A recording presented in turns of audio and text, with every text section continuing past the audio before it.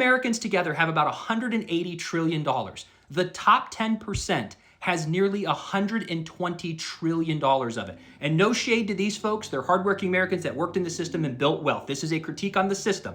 Because when you look at the bottom 50%, if the top 10 have 120 trillion, how much do you think the bottom 50% has?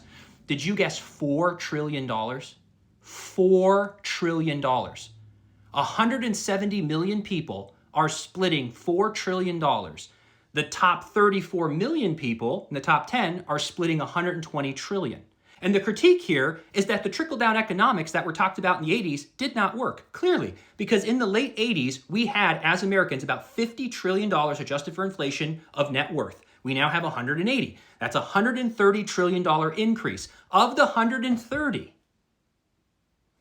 2 trillion made it to the bottom 50%. The other 128 stayed in the top 50, and most of it in the top 10.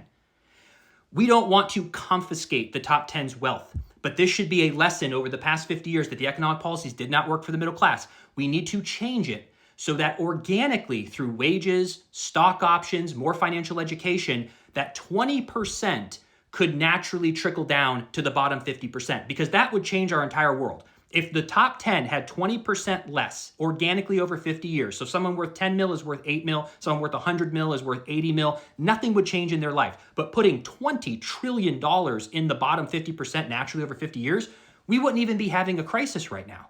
So we need to focus on this wealth inequality because it's only going to get bigger.